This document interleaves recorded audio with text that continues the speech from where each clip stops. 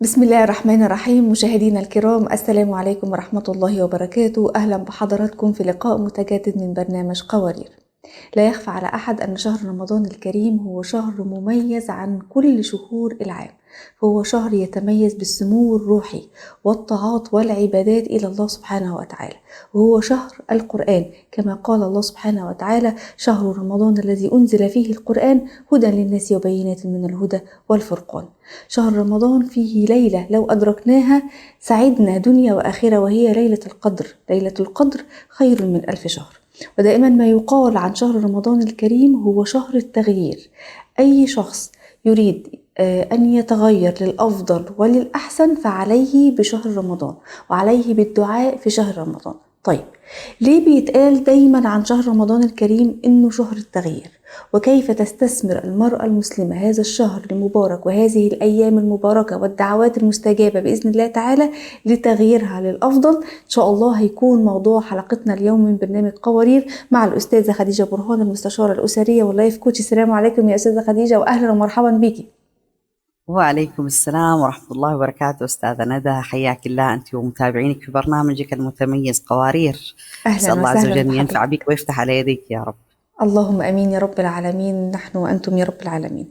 طيب، بداية أستاذة خديجة، ليه دايما يتقال عن شهر رمضان الكريم أنه شهر التغيير؟ لماذا وضعت هذه الجملة مرتبطة بهذا الشهر الكريم؟ طيب، أول شيء لازم نعرف نحن المميزات والخصائص الموجودة في شهر رمضان. شهر رمضان ليس مثل كل الشهور في السنة، شهر يأتي مرة واحدة بمميزات خاصة فيه. أنزل فيه القرآن، وفيه ليلة عظيمة اللي هي ليلة القدر تتغير فيها المقادير، وفي تكرار لسلوك معين اللي هو الصيام في وقت معين والإفطار في وقت معين مع بعض الشعائر التعبدية الثابتة فيه. اليوم لما نيجي احنا نتكلم عن التغيير حتى يحدث في الحياة أو في الإنسان، يجب أن يمارسه الإنسان مرارا وتكرارا حتى يتغير من حال إلى حال. وهذه الصفة موجودة بكل يسر وسهولة في شهر رمضان المبارك، أنه في تكرار لفعل معين 30 يوما، اللي هو الصيام في وقت محدد والإفطار في وقت محدد، وعندنا كمان صلاة التراويح وصلاة القيام والشعائر التعبدية المميزة في هذا الشهر. لذلك كان هو أسهل الشهور أن يكون نقطة الانطلاق لإحداث التغيير في الحياة. يعني الإنسان لما يبغى يغير في شيء معين يستطيع أن يبتدئ هذا التغيير في شهر رمضان المبارك. كمان عندنا أشياء معينة. الإنسان الآن لما يحدث عملية تغيير يصاب بالفتور. هذا الفتور ربما لن يتواجد في شهر رمضان المبارك بسبب أن الإنسان في حالة روحانية عالية واستعداد نفسي ورغبة لإحداث شيء معين أو الدخول في رتم معين.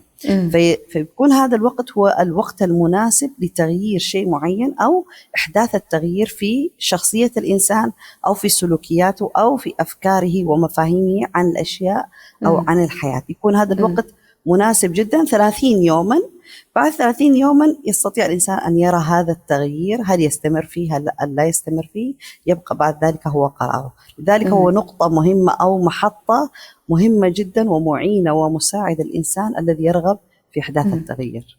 ممتاز جدا. طيب أستاذة خديجة، ما هي الجوانب التي لابد على المرأة المسلمة إنها تغيرها في شهر رمضان الكريم؟ وهل المقصود بالتغيير التغيير في الجانب التعبدي والروحاني والإيماني فقط؟ لو ما كانتش منتظمة على الصلاة تنتظم، ما كانتش منتظمة على ورد القرآن الكريم تنتظم. هل التغيير المقصود بالجانب التعبدي فقط، ولا إيه الجوانب اللي المفروض نتغير فيها كنساء مسلمات في هذا الشهر الكريم؟ طيب، هذا سؤال ممتاز جدا. كثير من النساء يعتقدوا أن التغيير في رمضان يجب أن يكون فقط زي ما حضرتك ذكرتي اللي هو في الجانب التعبدي أو الجانب الروحاني، والحقيقة ليس بهذا الشكل، إنما في جوانب أخرى. عندنا الجانب الصحي الجسدي، ممكن المرأة تحدث فيه التغيير من خلال شهر رمضان المبارك. عندنا الجانب العلاقات أو الأسرية أو العلاقات الزوجية تحدث فيها التغيير من خلال شهر رمضان المبارك. تستطيع المرأة أن تحدث التغيير في الجانب العلمي الثقافي أيضا من خلال شهر رمضان المبارك. ممكن تعمل عملية تغيير كمان عندنا في الجانب الوظيفي أو العلمي أو الجانب المالي. يعني أي أي جانب في جوانب الحياة تختاره المرأة تستطيع أن تحدث فيه التغيير وليس جانب التعبدي. بالظبط. هو مشكلتنا نحن أنه أصبح التغيير في رمضان محصور فقط في الشعائر التعبدية، يعني فعلا ما كانت فعلا. تصلي السنن صارت تصلي السنن، طيب بعد رمضان لا تصلي السنن، إذا ما حدث التغيير بشكله الجوهري. لذلك التغيير يمكن يكون في أي جانب من جوانب الحياة، فقط يبقى أن المرأة أن تختار أساسا أو تقرر مسألة التغيير ثم تحدد الجانب الذي تريد إحداث التغيير فيه. حتى المرأة تقدر اليوم تختار أكثر من جانب في التغيير هذا كله. ليش؟ لأنه سبحان الله الإنسان لما يغير في جانب معين بشكل تلقائي تتأثر الجوانب الأخرى أو الأجزاء الأخرى من شخصية الإنسان بالظبط. فتتأثر. في ارتباط ما بين الأجزاء مع بعض. نعم، حتى احنا نلاحظ هذا الشيء. مثلا بعض النساء مثلا تغير في الجانب مثلا الأخلاقي أو مثلا في سلوكيات معينة، تكون مثلا إنسانة سريعة الغضب سريعة الانفعال، مثلا تقرر مثلا في رمضان أنها تلتزم جانب الهدوء أو تضبط أعصابها ونفسيتها. هي تعتقد أن هي تغير هذا الجانب فقط، لكن الحقيقة أنه كنتيجة ممكن 20 جانب آخر أو خلق آخر يتأثر بحالة الغضب فتكتسبها بشكل تلقائي. فإذا التغيير دائما يعني يأتي بخير، يبدأ الإنسان خطوة واحدة لكن تلقائيا نلاقي أنه يسوي يمكن 10 أو 15 خطوة بدون ما يشعر فيها ويشوف النتائج بشكل مبهر جدا يعني. فعلا فعلا أستاذة خديجة. طيب هل علشان أقدر أحقق تغيير لازم يكون التغيير ده يعني لوحدي، أنا هقدر أعمل التغيير ده لوحدي، ولا لازم يكون في حد جنبي أو معايا يشاركني التغيير ويحمسني ويدعمني خصوصا في هذه الأيام الطيبة المباركة؟ طيب هناك قاعدة في القرآن الكريم في مسألة التغيير، الله سبحانه وتعالى ماذا يقول؟ إن الله لا يغير ما بقوم حتى يغيروا ما بأنفسهم. بالضبط. معناها أنه قرار التغيير هو قرار فردي والسلوك هو سلوك فردي.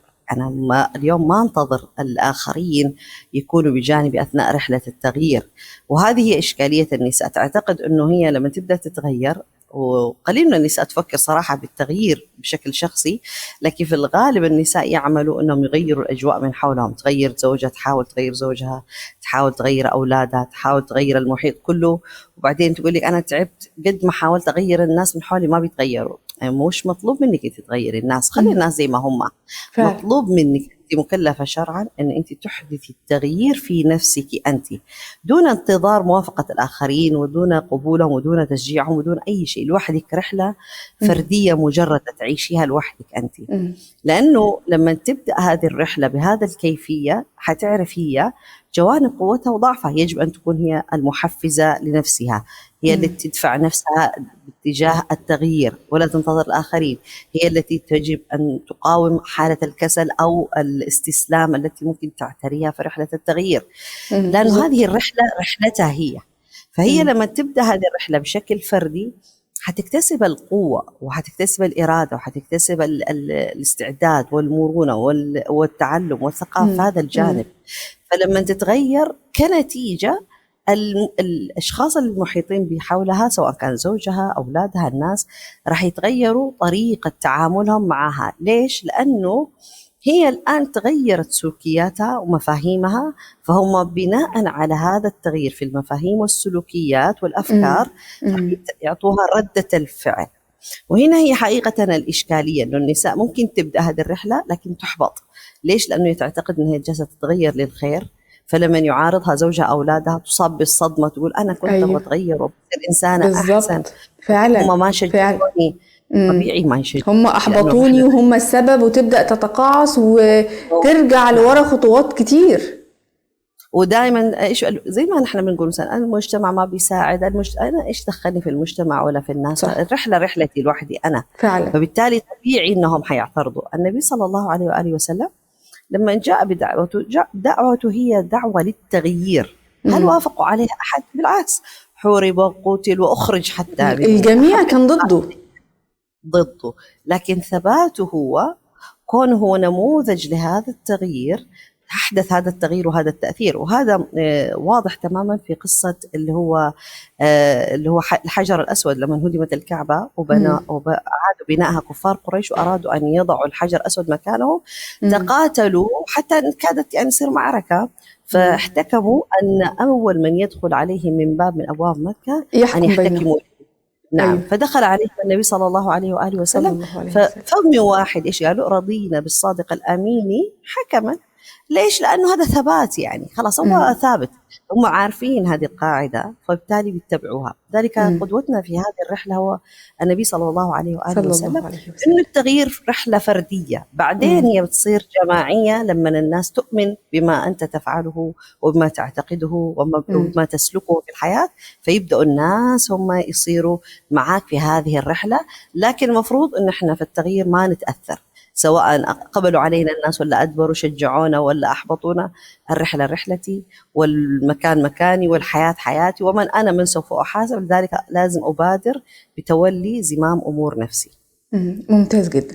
طيب أستاذة خديجة، كل تغيير بيبقى محتاج لمحفزات، وكل تغيير بيبقى بيعترض بعض المعوقات، فخلينا نتكلم عن المحفزات للمرأة المسلمة خصوصا في شهر رمضان الكريم اللي تحفزها على التغيير، وإيه المعوقات اللي ممكن تقابلها في هذا الشهر الكريم وتقدر تغيرها أو تقدر تحد منها علشان توصل لهدفها اللي هي عايزة تتغير من أجله.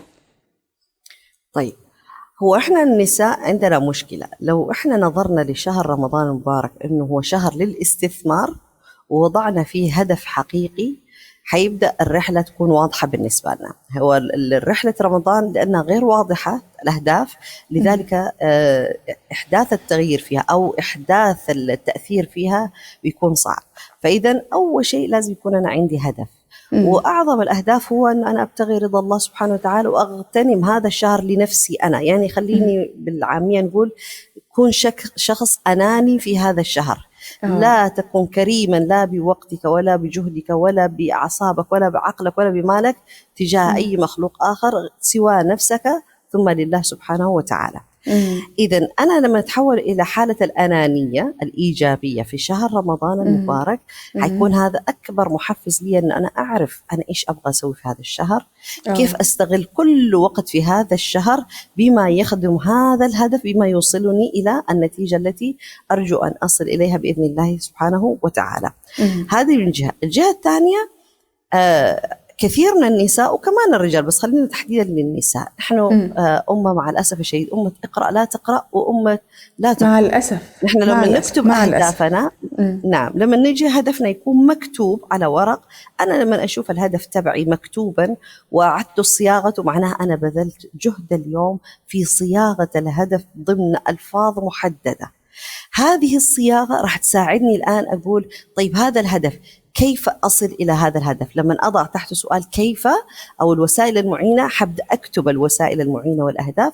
حكتب مثلا برنامج الرمضاني من متى حيبدأ، إيش الساعات اللي مش عارف إيش هستغلها، كيف سوف أفعل هذا ومش عارف إيش، كل هذا مكتوب. تخيلي إنه هذا كله يكون مكتوب، معناها الآن صار عندي تصور ذهني في عقلي للهدف في ذهني.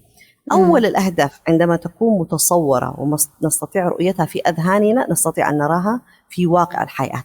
نحن ليش ما بنشوف أهدافنا في الواقع؟ لأنه أصلا في الخيال إحنا مو شايفين، إحنا بنتكلم، لكن في خيالنا ما عندنا تصور عن الهدف. هذا بالضبط زي لما أقول لك أنا هذه الشقة أو هذه الغرفة لك أنت أثثيها. إذا أنت ما عندك تصور، أول شيء الغرفة هذه إيش هي؟ غرفة نوم، هي غرفة جلوس، هي غرفة مكتب، هي غرفة إيش بالضبط؟ ما حطيتي لها هوية أو حددتي إيش هي بالضبط، لن تستطيعي شراء الأثاث أو حتى الدهان أو الإكسسوارات بناء على هذا الشيء، حيكون عشوائيا يعني. نفس الفكرة في شهر رمضان. هذا أول شيء. إذن العائق الأكبر هو عدم تحديد الهدف وعدم تحديد كيف أصل لهذا الهدف أو التخطيط له. أو اللي هو إحنا عايزين نطلع، أنا عايزة إيه من شهر رمضان، عايزة أطلع من رمضان وأنا محققة إيه، فده الهدف بتاعي ببقى حطاه قدامي وبسعى بقى من أجله إن أنا أتغير وأعمل كل حاجة إيجابية عشان أوصل للهدف ده. صحيح، هو هذا يعني احنا كمان مثلا في عادات معينة الواحد يحب يكتسبها، وأفضل وقت لاكتسابها هي مثلا في شهر رمضان. خلينا مثلا نقول احنا الناس مثلا أو بعض النساء مثلا تبغى تتعلم خلق الصبر، خلق اللي هو الصدقة. اه. أفضل وقت لتعلم هذا الشيء هو ليس ممارسة سلوكية، هو أول شيء فكرة ومفهوم كيف أنت تتصدق. هي فكرة عميقة جدا، يعني مثلا كيف تكون الصدقة، كيف يكون الصبر، كيف يكون الرضا، مثلا هذه حالات أو الأعمال القلبية، وهي أفضل طبعا تعلمها وممارستها وتجربتها حتى في شهر رمضان المبارك. أمم. لما أسأل أنا كيف أقدر أوصل لهذه الحالة أو كيف أوصل لهذا الشعور، معناه هذا هو الميدان المناسب لتطبيق هذا المفهوم اللي أنا بدأت أتعلمه وأحاول أن أنا أطبقه في شهر رمضان المبارك. طبعا أمم. تيجي المعيقات اه. كلها أساسا أول معيق هو الإنسان، ليس أمم. المعيقات الخارجية. المعيق الأول هو أنا. للأسف. إذا أنا اه. عرفت أتجاوز نفسي، معناها أن أنا حقدر أتجاوز أي معيق آخر. مين حيكون المعيق؟ ممكن يكون الوقت حيكون معيق، بس الوقت حتى ما هو معيق. ليش؟ لأنه ترتيب الوقت وتنظيم الوقت وتحديد الأولويات أمم. والأمور العاجلة التي يجب إنجازها، هذا بيرتب الإنسان وبيعرف كيف يستغل الوقت. نحن أمم. مشكلتنا أنه في الوقت كل شيء عندنا ضروري وعاجل، وحقيقي لو أنت كتبتي في ورقة ضروري وعاجل لكل شيء، معنا ما مستحيل هذا الكلام. في اه شيء طبعا. اسمه ضروري غير أمم. عاجل، في أمم. شيء اسمه عاجل غير ضروري، يعني هذه في التقسيمات الأهم اللي بتصير. فالمهم، يعني في حاجات أهم يعني فالمهم. بالظبط. نعم، فالإنسان المرأة تجي في كل شيء تبغى تسويه في رمضان، كل شيء تعتقد هي فقط لحالها في هذا الموضوع. لا، أنت بتتأثري بالعقل الجمعي حق النساء، بوسائل التواصل اللي أنت بتتابعيها، بأفكارك القديمة ومعتقداتك، باعتقادك أنه كل شيء يجب إنجازه في هذا اليوم وفي هذا الشهر، وأنه مش عارف إيش، كل هذه الأوهام.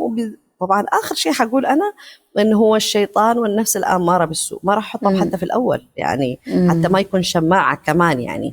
وبعدين فإذا احنا في رمضان مسلسلة الشياطين يا أستاذة خديجة. طيب احنا الحجة هتكون المفروض ايه؟ إنه كذا، يعني إيش المشكلة يعني؟ طب شهادين مسلسل، أنت بالظبط. إيش قاعدين تسووا في حياتكم يعني؟ الواحد يقول.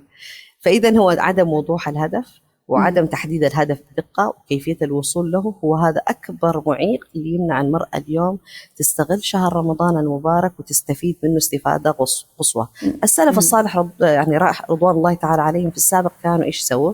أمم. قبل ما يجي رمضان هم بيستعدوا استعداد نفسي، بيتفرغوا من المهام، من المسؤوليات، بيتخففوا من الذنوب، بيخلقوا عادات في العبادات جديدة. اللي ما كان بالظبط. بيصوم بيبدأ يشد حيله في الصيام زيادة، اللي ما كان بيقوم الليل بيبدأ يشد حيله في قيام الليل. ليش؟ لأنه لما تحين ساعة الانطلاق لشهر رمضان هو متمرن وجاهز لدخول هذه الرحلة، أمم. وخلاص كان يتفرغ لهذا الشهر لأنه مقبل على الله سبحانه وتعالى وليس معطلا لمصالح العباد. الناس اليوم تعتقد أنه أنا لما أقبل على الله في رمضان وأترك كل شيء معناه أن لازم أعطل مصالح الناس. لا، أمم. مو لازم أعطلها، أمم. أرتب هذه المصالح بحيث أنه ما يؤجل يمكن تأجيله وترحيله إلى شوال أو إنجازه قبل رمضان. لكن رمضان يجب أن يكون محطة اليوم لبناء نفسي وإحداث التغيير الشخصي والسير في أمم. هذه الحياة بشخصية مختلفة. ليش تمام الناس جدا. بيقولوا لك أنت بتعرفي تأثير رمضان؟ بتعرفي أمم. تأثير رمضان عليك إذا استمريتي على نفس العادات والسلوكيات فيما طيب، بعد رمضان. هنا النقطة المهمة اللي لابد نتكلم فيها مع حضرتك. الحمد لله ربنا كرمنا وحدث تغيير في شهر رمضان الكريم. أنا غيرت من نفسي، من بعض طبائعي، قللت من عصبيتي، ابتعدت عن جلسات النساء اللي فيها نميمة وما إلى ذلك. كل الأهداف اللي أنا كنت حطاها عشان أتغير فيها في رمضان الحمد لله غيرتها. تمام. طيب انتهى شهر رمضان وانتهت الأجواء الإيمانية والروحانية، وبالتالي ممكن يحصل بعض التراجع، بعض التكاسل. مفيش الأجواء اللي كانت مساعداني ومحفزاني على هذا التغيير زي أثبت على طاعتي وعلى تغييري كمان بعد شهر رمضان الكريم. طيب، هو شهر رمضان زي الجامعة. في الجامعة احنا بناخذ المواد النظرية وبعدين بناخذ التطبيق اللي هو المبدئي العملي. يعني. مم. أيوة. وبعدين لما بنتخرج من الجامعة بندخل الحياة هي الميدان الوحيد الصحيح لتطبيق كل ما تعلمناه. اليوم الطالب في الجامعة إذا كان بيغش، التطبيق العملي أو الممارسات في الحياة بعد التخرج هو ذا المحك، هو ذا مم. الميدان الذي يتضح فيه مم. الشاطر والغير شاطر، الصادق وغير الصادق، يعني بلاش نقول حتى الكاذب. اه. فإذا بعد رمضان هو التخرج من جامعة رمضان. الآن ما في هذيك الأجواء. ليش ما في هذيك الأجواء؟ هو إحنا ليش في أجواء في رمضان؟ لأنه الناس كلها بتتحد في إيجاد هذا الجو اللي مم. هو شعور رمضان وأناشيد رمضان وأزياء رمضان وإكسسوارات بالظبط. رمضان. بنعيش وبنجتمع هذا على الجو. طاعة والمائدة الإفطار والسحور وصلاة التراويح، ففي جو جميل نعم. جدا جدا مساعدنا. نعم هذا هو. طيب في غياب هذا الجو هل أنا ما أقدر أسوي هذا الجو بيني وبين نفسي؟ المفروض أنه رمضان هذا حالة شعورية أنت بتعيشيها، ما لك دخل مم. برا يعني. برا هذا الخارجي أو الأمور المادية الخارجية هذه هي معينة لكن ليست هي أساسية، يعني وجودها وعدمها بالنسبة لك واحد لازم يكون، يعني مم. سواء في رمضان ولا في غير رمضان. مم. لأنه أنت التغيير هذا في الداخل وليس في الخارج، تغيير عميق وليس تغيير سطحي. إذا كان التغيير عميق جدا صدقيني الوحدة لما تخرج من رمضان لن تخرج من شعور رمضان إلا يا دوب بعد الحج، صدقا يعني. بعد الحج ممكن تخرج. ما ليش؟ شاء الله. كمان لأنه تيجي أشهر الحج هي بدخلك في رتم الحج، خلاص عارف إنه طبعا رمضان ترى طبعا، خلاص والعشرة يعني. من ذي الحجة كمان ليهم يعني أجواء قريبة جدا من شهر رمضان.